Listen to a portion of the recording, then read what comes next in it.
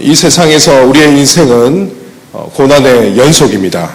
하나님을 영접하고 새로운 삶이 시작되었을지라도 고난은 계속된다는 것이죠.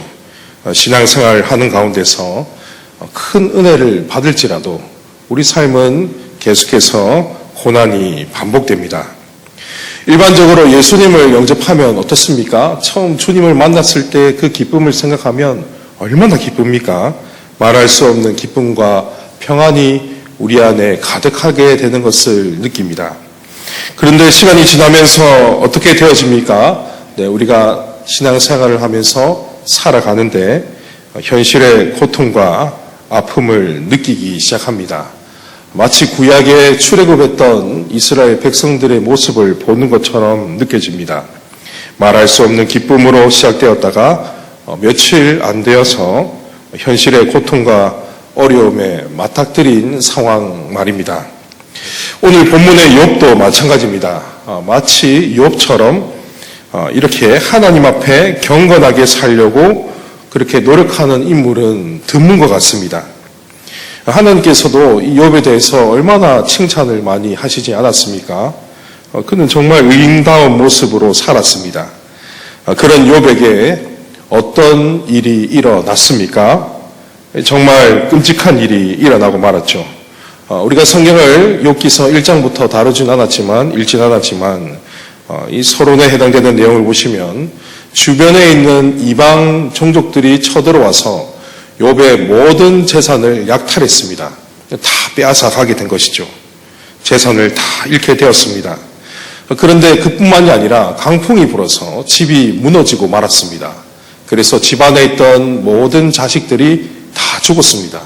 아들이 7명이고 딸이 3인데 한순간에 이 자식들도 순식간에 죽어버리고 말았습니다. 더욱이 욥의 건강에도 문제가 생겨났습니다. 온몸에 악성 종기가 생겨나서 가려웠습니다. 그래서 하루 종일 몸을 긁으면서 괴로워했습니다. 이런 모습을 보았던 욥의 아내가 욥에게 이런 말을 했죠. 방송실 욥기 2장 9절 말씀을 띄워주십시오. 그의 아내가 이르되 당신이 그래도 자기의 온전함을 굳게 지키느냐 하나님을 욕하고 죽으라. 이 아내도 얼마나 속상하겠습니까? 모든 재산을 하루아침에 다 잃어버리고 자식도 하루아침에 다 죽었습니다. 그뿐만 아니라 남편도 지금 죽을 병에 걸려서 괴로워하고 있는 모습 가운데 이런 말을 한 겁니다. 그냥 우리가 욥의 아내가 별로 믿음이 없네 이렇게 생각할 수도 있겠지만 그렇지 않습니다. 우리라면 당연히 이렇게 하지 않겠습니까? 욥의 아내는 욥의 모습을 보면서 하나님을 욕하고 죽으라 이렇게 말을 했습니다. 이런 말이 그의 마음을 더 아프게 했을 것처럼 느껴집니다. 욥은 아내의 말에도 계속해서 그의 마음은 순전함을 지킬 수 있었습니다. 하지만 이 욥의 마음은 그렇게 오래 가지 않았습니다. 우리는 오해하고 있는 부분이 있습니다. 그게 무엇이냐면 이 욥이라는 사람은 끝까지 하나님 앞에 원망과 불평을 하지 않아 인정받았던 자다 이렇게 생각하고 있죠. 이 큰 오해입니다. 욥기서 1장과 2장까지는 그가 순전한 마음을 잘 지켰다가 이 3장부터는 완전히 다른 모습으로 바뀌는 것을 보게 되어집니다. 그는 하나님 앞에 자신의 태어난 것을 저주하면서 생일 저주를 하기 시작했습니다. 왜 내가 이 땅에 태어났을까? 차라리 내가 그냥 어머니 뱃속에서 죽었더라면 그게 더 좋았을 텐데 이런 식으로 자기 생애를 저주했던 거죠. 방송실 띄워주십시오. 욥기 3장 11절 말씀을 보면 어찌하여 내가 태에서 죽어 나오지 아니하였던가? 어찌하여 내 어머니가 해산할 때에 내가 숨지지 아니하였던가? 쉽게 말하면 내가 태어나지 않았더라면 어머니 뱃속에서 죽었더라면 그게 더 좋았을 텐데 이렇게 자기 자신을 저주하는 것이죠. 이렇게 저주하는 것이 얼마나 고통스러웠으면 그가 이런 말을 했겠습니까? 서도에도 하나님께서 이 땅에 요만큼 나를 경외하고 나를 잘 섬기는 의인은 없다 이렇게 칭찬했던 자인데 그도 극심한 고통 가운데 이렇게 자신의 생일을 저주하기까지 했습니다. 내가 태어나지 않았더라면 좋았을 텐데. 이 고통 중에 있는 욥은 친구들과 대화를 하면서 더 마음속에 원망이 커져가고 분노가 크게 달하기 시작했습니다. 처음 보였던 그런 욥의 순전한 모습은 더 이상 보이지 않았습니다. 우리는 욥기 23장 10절 말씀을 굉장히 좋아합니다. 욥의 신앙 고백으로 알고 있죠. 그가 정말 믿음이 뛰어난 훌륭한 자다 이렇게 생각하면서 이 구절을 우리는 잘 기억하고 있습니다. 그러나 내가 가는 길을 그가 아시나니 그가 나를 단련하신 후에는 내가 순금같이 되어 나오리라. 찬양도 잘 알고 있죠. 복음성가를 부르면서 얼마나 많은 은혜를 받지 않습니까? 그런데 이 말씀은 너무 이 번역이 고상하게 번역되어 있다 보니까 오해하게 만든 그런 구절입니다. 자신의 신앙 고백을 나타내고 있는 그런 구절이 아니죠. 이 말씀은 자신의 결백을 주장하는 말입니다. 아무리 하나님께서 나를 시험하실지라도 나는 순금처럼 결백하다. 나는 잘못한 것이 눈꼽만큼 없다. 이런 식으로 자기 스스로를 변호하는 말입니다. 그러니까 이것을 우리는 신앙 고백으로 생각하면서 이렇게 너무 좋은 의미로 해석을 하고 그렇게 우리가 찬양을 부르기도 하지만 본래 뜻은 무죄를 이야기하는 자신의 결백을 주장하는 그런 말입니다. 자기 변론의 말이죠. 욥의 세 친구가 하는 말들을 들어보면 그럴듯해 보입니다. 세 친구는 계속해서 욥에게 네가 지금 고통을 받는 것은 하나님 앞에 죄를 범했기 때문에 이런 고통을 겪는 거다. 이런 식으로 계속해서 쏘아댑니다. 그들의 모습을 보면 맞는 것처럼 보여집니다. 하지만 이 욥의 세 친구들은 잘못된 사상에 빠져 있었습니다. 인과응보 사상이죠. 원인과 결과. 그러니까 욥이 고통을 당하는 것은 그가 먼저 하나님 앞에 잘못을 저질렀기 때문에 그런 재난을 겪고 있다라는 논리입니다. 건강을 잃은 것도 마찬가지죠. 악성 종기가 올라온 것도 질병에 걸린 것도 욥이 하나님 앞에 죄를 범했기 때문에 하나님의 징계를 받는 것이다. 이런 식으로 계속해서 이야기를 한 겁니다. 그런데 욥은 친구들의 주장에 결코 동의할 수 없다라고 자신의 입장을 계속해서 표명했습니다. 그 표명하는 가운데 있는 말씀이 욥기 23장 10절 말씀이죠. 우리가 잘 알고 있는 조금 전에 들었던 그 말씀입니다. 욥은 그렇습니다. 자신이 이런 고통을 받을 만큼 하나님 앞에 잘못한 것이 없습니다. 정말 그는 모든 재산을 다 잃어버리고 자기 자식도 다 죽어버리고 자신의 몸까지 질병에 걸릴 만큼 하나님 앞에 죄를 범한 적이 없습니다. 그런데 영문도 모른 채 알 수 없는 고난과 고통을 겪고 있는 것이죠. 그렇기 때문에 친구들이 와서 계속해서 그에게 위로하려고 했던 의도지만 그들이 쏟아내는 그 말은 자신의 마음속에 비수로 꽂힙니다. 네가 죄를 범했기 때문에 하나님 앞에 벌을 받는 것이야. 회개해라. 이런 말을 들으면 들을수록 마음속에 화가 나기 시작하는 것이죠. 자신이 결백하다라는 것을 주장하면서도 말이 거칠어지고 분노하게 되었습니다. 우리는 이 욥의 입장을 충분히 공감할 수 있습니다. 만약 우리가 이런 상황을 겪게 된다면 여러분 어떻게 말할 수 있겠습니까? 친구들이 찾아와서 네가 죄를 지었기 때문에 이런 일을 겪는 거야. 이런 말을 계속 듣게 되어지면 마음속에 어떤 마음이 들겠습니까? 여러분과 저도 그렇습니다. 신앙생활을 하면서 우리도 어느 날부터 갑자기 알 수 없는 고난과 고통을 당하기도 합니다. 그런 고통 속에서 처음 우리가 대하는 태도가 어떻습니까? 하나님의 선하신 뜻을 생각하면서 그 상황을 바라보기 시작합니다. 내가 알지 못하지만 분명 하나님의 뜻이 있다 이렇게 생각하면서 기도하면서 우리가 신앙을 지켜내죠. 하지만 그 시간이 계속 길어지고 고통이 커지면 커질수록 어떻습니까? 우리 마음속에 이 고난의 이유를 알지 못해서 분노가 계속해서 자라나기 시작합니다. 마음속에 분노의 감정이 이제 솟아오르기 시작하는 것이죠. 이렇게 우리 안에 분노가 생겨나는 그 이유는 간단합니다. 억울하다는 거죠. 너무 억울해서 이런 마음이 드는 겁니다. 현재 고난을 당한 만큼 잘못한 것이 없는데 왜 이런 고난을 겪어야 되는가? 너무 억울한 거죠. 아마 우리 성도님들 가운데도 이런 감정을 느껴본 적이 있는 분들이 계실 겁니다. 특히 저는 이런 감정은 정말 믿음 생활을 잘 하시는 분들 가운데 느껴지는 게 아닌가라고 생각을 합니다.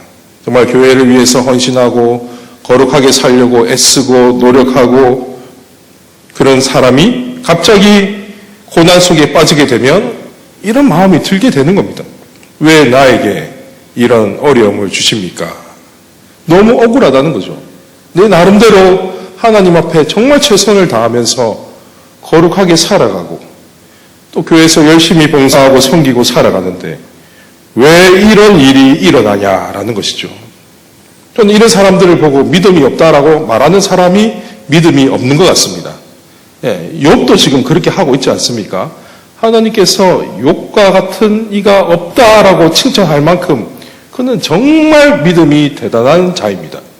이렇게 믿음이 대단한 자의 모습이 우리는 이렇게 보여지지 않습니까? 그가 극심한 고난 가운데 하나님 앞에 실망하면서 계속해서 분노의 감정을 쏟아내는 것. 이 우리 인생이 이렇다는 거죠. 그 누구도 다 이렇게 된다는 겁니다. 너무 억울한 상황을 겪게 되었을 때 마음속에 이런 마음이 들 수밖에 없는 게 바로 우리 인생이라는 겁니다. 이러한 심리를 오늘 본문에 등장한 엘리후는 너무나도 잘 알고 있었습니다. 오늘 우리가 읽었던 이 말씀은 엘리후라는 사람이 욥에게 찾아와서 이야기를 하는 내용이었습니다. 방송실 띄워주십시오. 분노하고 있는 욥에게 엘리후는 이런 말을 했습니다. 그대는 분노하지 않도록 조심해라. 이 욥의 마음에 이 분노의 감정이 계속해서 자라나고 있는 것을 그가 보았던 것이죠.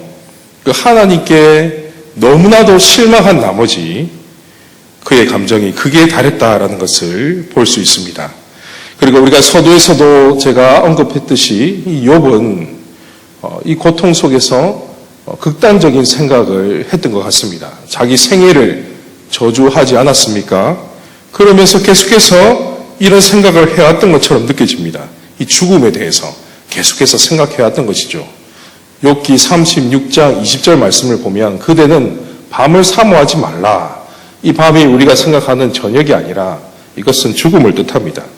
계속해서 그가 이 고통 속에서 극단적인 생각까지 지금 하는 것처럼 보여지는 겁니다. 그래서 엘리후는 욥에게 이런 말을 하는 겁니다. 분노하지 마라. 극단적인 생각을 하지 말아라. 지금 이러면서 권면하고 있습니다. 그런데 여러분, 아무리 의인 같은 욥이라고 할지라도 하나님께 너무 억울한 감정이 들면 우리 인생은 분노에 사로잡힐 수밖에 없습니다. 그리고 너무 억울해서 이 분노의 감정에 사로잡히게 되어지면 때로는 우리도 극단적인 생각까지 할 수 있는 게 바로 우리 인생입니다. 더군다나 왜 그렇습니까? 우리 삶의 유일한 소망이신 하나님이 나를 의도적으로 힘들게 하신다라는 것이 느껴지니까 이런 생각까지 하는 게 우리 인간이라는 것이죠. 사랑하는 성도 여러분, 이런 욥처럼 하나님 앞에 이 분노의 감정을 품어본 적이 없으십니까? 정말 거룩하게 살려고 내 나름대로 하나님 앞에 바로 살기 위해서 몸부림치는데 왜 이런 고통이 내게 주어지는지 하나님을 향해 분노를 표출해 본 적이 없으십니까? 정말 하나님 앞에 선하게 살아가려고 하는데 왜 내게 이런 상황이 주어지는지, 왜 이런 일을 겪어야 하는지 억울함에 사로잡혀 본 적은 없으십니까? 저 역시 저도 마찬가지입니다. 저도 인생을 길게 살진 않았지만 참 이 억울함을 많이 느껴보고 분노도 자주 경험했습니다. 신대원에 처음 갔을 때는 얼마나 마음이 기뻤는지, 목회자로 부름받았던 그 소명 때문에 정말 기뻐하면서 어떤 상황이 와도 우리 주님만으로 만족할 것처럼 느꼈습니다. 그런데 사역을 하면서 시간이 지나면서 그런 순전함이 오래가지 못했던 것을 경험했습니다. 어느 날부터 제 마음속에는 이런 욕과 같은 의문이 들기 시작했던 것이죠. 나 나름대로 순전하게 살아가려고 몸부림치는데 왜 하나님은 나에게 어려운 상황들을 자꾸만 허락하시는가? 기도하면 할수록 침묵하시고 아무리 발부둥 쳐도 왜 인생이 나아질 기미가 보이지 않는가? 정말 열심히 기도하고 어려운 상황 속에서 하나님을 붙잡고 부르짖어도 사실 상황이 나아진 적은 별로 없었습니다. 그럴 때마다 하나님은 제가 원하는 방식으로 위로해 주시지 않았죠. 갑자기 상황이 반전되는 그런 일은 일어난 적이 없는 것 같습니다. 근데 그런 과정에서 정말 억울했습니다. 그래도 하나님 일을 하는 사람인데 하나님께서 제 인생을 좀 책임져 주셔야 되는 거 아닌가? 상황이 반전되어지고 고통이 좀 줄어드는 그런 경험을 해야 되지 않는가?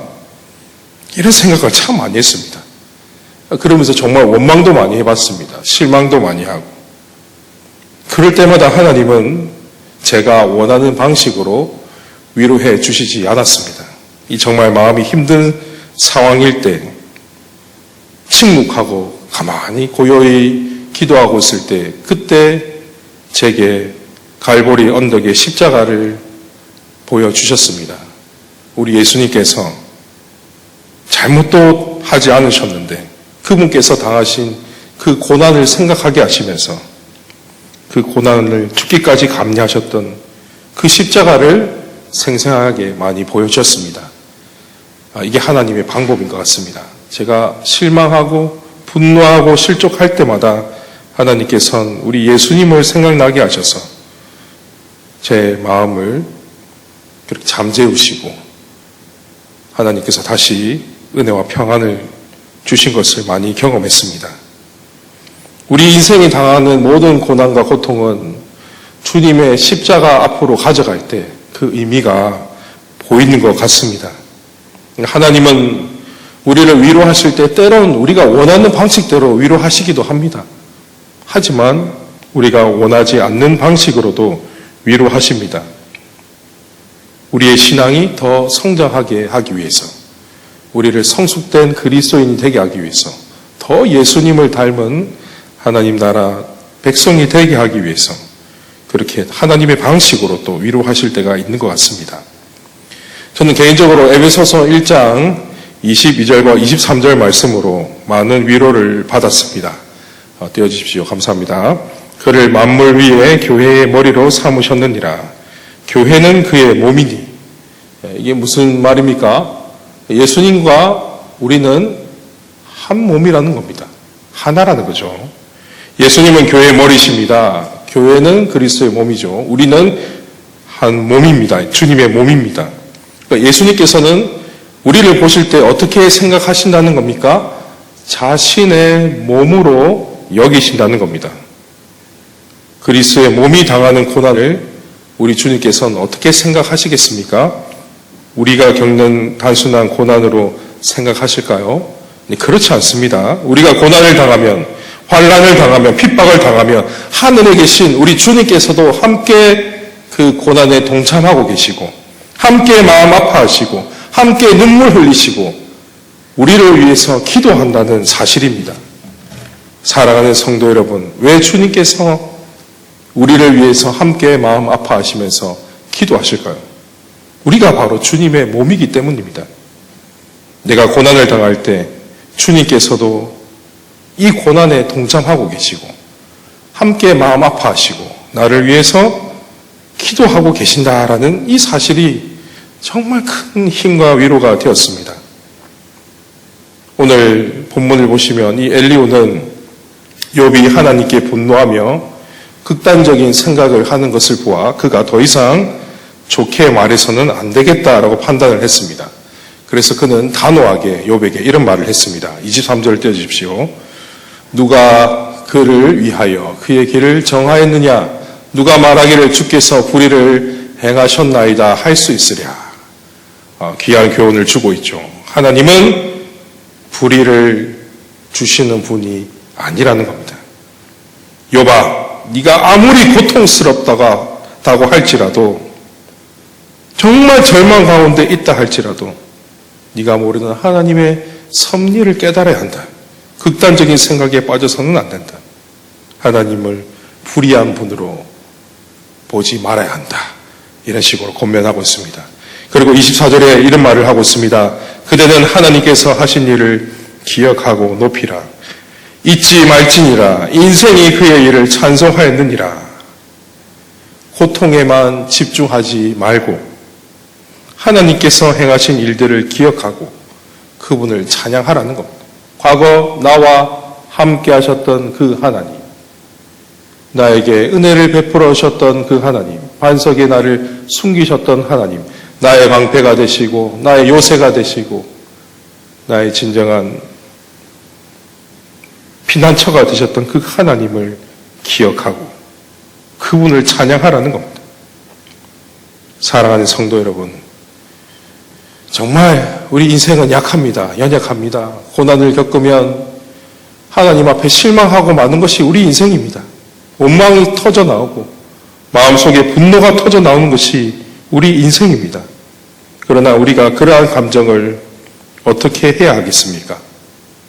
하나님 앞에 나와 그 모든 것들을 쏟아낼 수 있어야 합니다.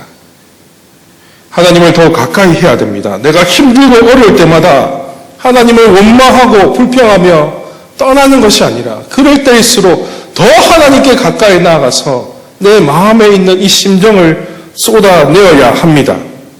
여러분, 이 욥기서를 쭉 전체 다 읽어보면 욥이 왜 믿음의 사람인지를 우리는 보게 되어집니다. 그것이 무엇입니까? 그는 이 고통 속에서도 끝까지 하나님을 떠나지 않았다는 것이죠. 이것이 핵심입니다. 어떤 어려움이 올지라도 내 마음속에 원망이 터져 나오고 분노가 솟아나고 정말 억울한 심정이 들지라도 계속해서 하나님과 이 교제의 끈을 놓지 않았다는 것이죠. 일반적인 사람이라면 어떻겠습니까? 이런 고통을 겪으면 신은 존재하지 않는다.